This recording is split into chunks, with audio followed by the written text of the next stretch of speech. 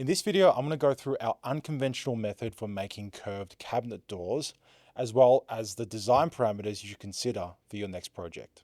We'll go through why curved doors are difficult to construct, the insights that inspired our solution, and the exact construction method we've now successfully implemented across 2 projects. First, let's understand why curved doors are tricky, and let's use the frame of a curved cabinet panel. Now, curved cabinet panels are very commonly seen at the end of, say, a run of base cupboards or at the end of a large wardrobe, for example. And the reason that that is easier to construct than a curved door is that the curve panel can be fixed back to a frame. There is a structure behind it that holds its shape.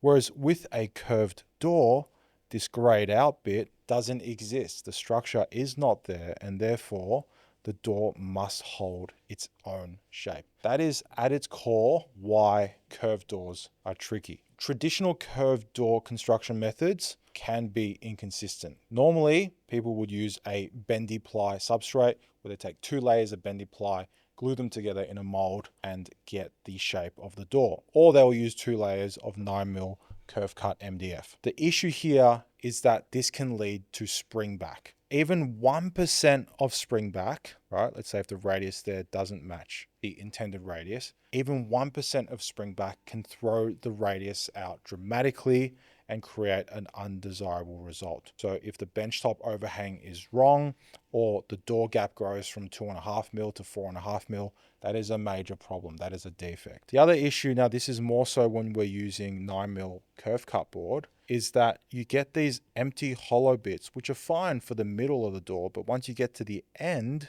you might have a little hollowed out section on the edge that you need to infill somehow. It's just a little bit tricky and awkward. The third problem with these traditional methods is that they require the construction of formwork. Usually there is a female form and a male form used to clamp the door together. Clamping force coming down and up is what presses the 2 molds together and gives you the shape of the door. It can also be done in a vacuum jig, like we've drawn here. This is a picture of us doing that exact method in the factory. You can see the curve cut MDF there in 2 layers there.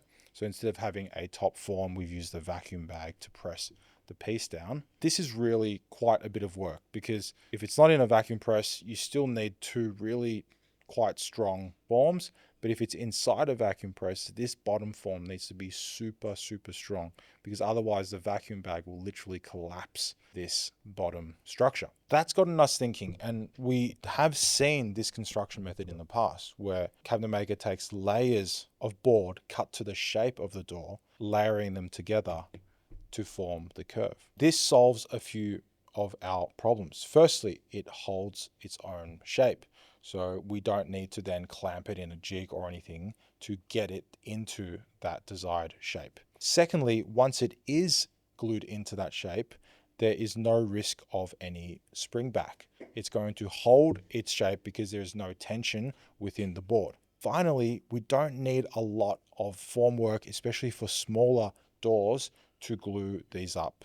Now, for big doors, sometimes it can be handy to make a form, but it doesn't need to be very strong because we're not clamping anything really hard to the form. With that method as our baseline, this, call it the stacking method as the baseline, we still had a few missing pieces. First of all, we still didn't have a reliable way to assemble the doors. If we use nails, screws, and glue alone, we were seriously concerned about alignment issues between each layer of the stacking. Secondly, we would still need to work out how to apply the intended finish over that raw MDF structure, whether it was painted or laminated, veneered.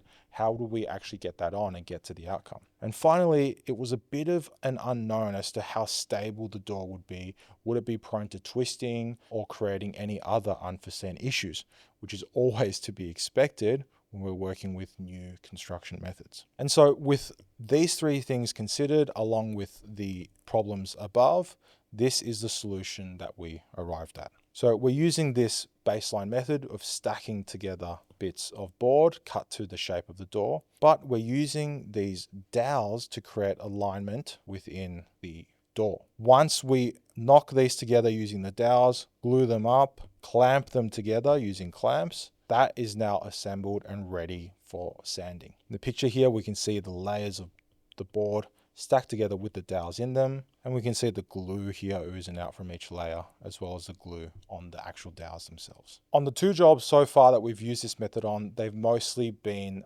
painted doors, so not veneer or laminate. There has been some brass doors as well. For the painted doors, our process has been to then sand the MDF structure, apply a white liner laminate to give a really smooth surface, which is better for painting. And then we smooth over any of the edges and apply a pencil round over them so that they're ready for painting.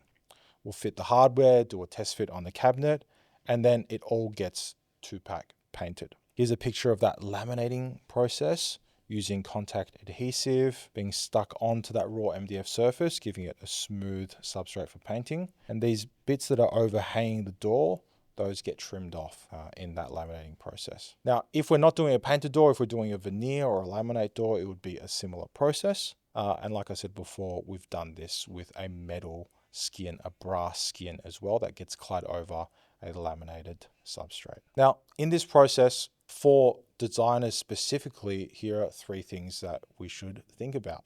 I would suggest that you avoid designs where the arc length of the door is greater than 800 mil. It becomes too heavy for the hinges, the door hardware, and it's just going to create issues. Now, despite gluing together bendy ply or MDF having the risk of spring back, if the doors are taller than 1500 mil, this is a somewhat nominal arbitrary number, but it feels about right for us. If it's bigger than 1500, we would suggest going with that more traditional method and just managing that risk of the spring back using other methods. That's because the layered up door stacking method doesn't have as much stability, especially once the door gets big. And with the door getting bigger, the taller the door, the smaller this arc length should be. So this 800 arc length is fine for like a vanity or a base cupboard, but anything that's really big, we would suggest to go even smaller. We also have some frequently asked questions. This is mainly for our trade audience, so we'll quickly just zap through them. Why not bendy ply MDF? This is something we get asked repeatedly. Well, the main thing is we want to counter spring back. We want the exact radius of the door to match the exact intended radius that we designed for. Next thing, why don't you use the right glue? Why don't you use an epoxy or something that can help manage spring back? Yes, that is an option, but this method is a way to avoid using those types of adhesives, and it's just another method of doing the doors. We've been asked about laminate creep. So once the laminate gets stuck on and trimmed off, it can expand and contract a little bit with heat, but we haven't found this to be an issue, especially once we trim and clean up the edges, pencil round them for painting. We've also been asked why we actually laminate before painting. Why can't we just paint over the MDF? And that's because if you just painted over the MDF with all the lines for each layer, you won't get a smooth surface.